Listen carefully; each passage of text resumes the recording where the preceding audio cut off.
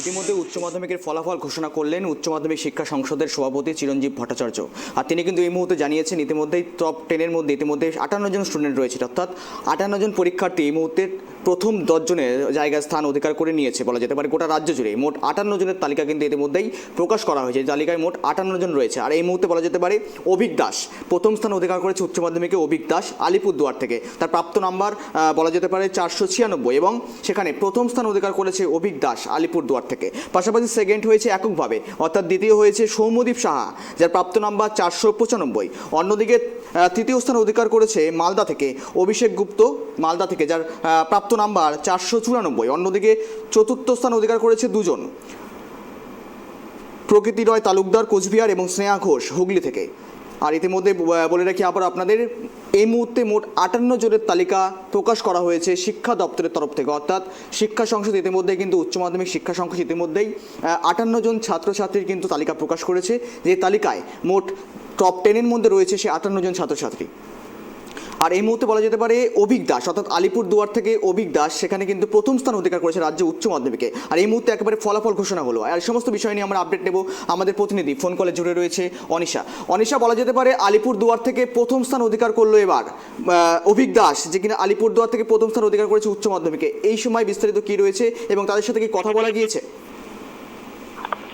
হ্যাঁ গৌরব, প্রথমেই জানিয়ে রাখি যে আজ একদিকে যেমন রবীন্দ্র জয়ন্তী, সকলেই যেমন শিক্ষকরা যেমন মেতে উঠেছিলেন এই রবীন্দ্র জয়ন্তী উদযাপন করতে, অপরদিকে ম্যাকুলিয়াম হাই স্কুলের তরফ থেকে যে এই যে পশ্চিমবঙ্গ যে উচ্চ মাধ্যমিক পরীক্ষা হয়েছিল সেখানে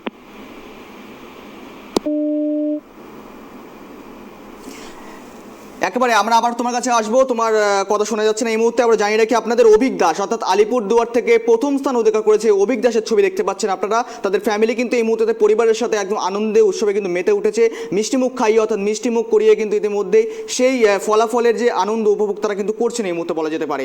আলিপুরদুয়ার থেকে কিন্তু ইতিমধ্যে অভিক দাস, সেই অভিক দাসের ছবি আপনারা দেখতে পাচ্ছেন, সেই অভিক দাস যে কিনা রাজ্যে উচ্চ মাধ্যমিকে প্রথম স্থান অধিকার করেছে। আবারও জুড়ে গিয়েছে আমাদের সাথে আমাদের প্রতিনিধি আলিপুরদুয়ার থেকে অনিশা। অনিশা, কন্টিনিউ করো, কি জানাচ্ছিলে তুমি? একদিকে যেমন আজকে উচ্চ মাধ্যমিকের ফল প্রকাশিত হলো, সেক্ষেত্রে দেখা যাচ্ছে যে আলিপুরদুয়ার জেলাতে কিন্তু এবারে পশ্চিমবঙ্গে প্রথম স্থান অধিকার করেছেন আলিপুরদুয়ার জেলার একদমই যে একদমই প্রাচীন যে স্কুল রয়েছে ম্যাকুলিয়াম হাই স্কুল, সেখান থেকে অভিক দাস। এবং তার বাড়ি কিন্তু মূলত জানা যাচ্ছে যে আলিপুরদুয়ার শহরেরই একদম লাগোয়া নিউ আলিপুরদুয়ার যে রয়েছে সেখানে। এবং ইতিমধ্যে কিন্তু তার বাড়ির সকলেই কিন্তু এই আনন্দে মেতে উঠেছেন। তাদের এই পরিবারের সন্তান এত সুন্দর, তার এই এত বড় সাফল্যে কিন্তু তারা কিন্তু সেটা কিন্তু এখন কিন্তু বর্তমানে কিন্তু সবার মধ্যে কিন্তু ভাগ করে নিচ্ছে। একদমই কিন্তু তাকে কিন্তু মিষ্টি খাইয়ে কিন্তু আজকের সেই আনন্দটা কিন্তু তারা কিন্তু উপভোগ করে নিচ্ছে, এমনটাই কিন্তু আমরা দেখতে পাচ্ছি গৌরব। একদিকে তো অনিশা বলা যেতে পারে রবীন্দ্র জয়ন্তী, অর্থাৎ বলা যেতে পারে একদিকে উৎসবের আমেজ তো রয়েছে বাঙালিদের, পাশাপাশি আজ একেবারেই উচ্চ মাধ্যমিকের ফলাফল প্রকাশ হলো। পাশাপাশি অভিক দাস আলিপুরদুয়ার থেকে, সেখান থেকে কিন্তু দেখা যাচ্ছে অভিক দাস একেবারে আনন্দ উৎসবে মেতে উঠেছেন। পাশাপাশি অভিক দাসের সাথে কি কথা বলতে পেরেছো তুমি? কোনোভাবে সম্ভব হয়েছে?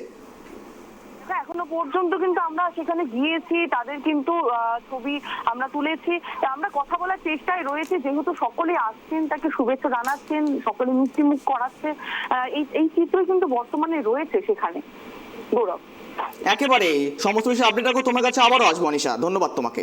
উচ্চ মাধ্যমিকের প্রথম অভিক দাস আলিপুরদুয়ার থেকে, উচ্চ মাধ্যমিকের প্রথম অভিক দাস রাজ্যে, অর্থাৎ উচ্চ মাধ্যমিকের গোটা রাজ্যে ইতিমধ্যে প্রথম স্থান অধিকার করেছে। আর এই মুহূর্তে উচ্চ মাধ্যমিকের চূড়ান্ত ফলাফল বলা যেতে পারে প্রকাশ করলো উচ্চ মাধ্যমিক শিক্ষা সংসদের সভাপতি চিরঞ্জীব ভট্টাচার্য।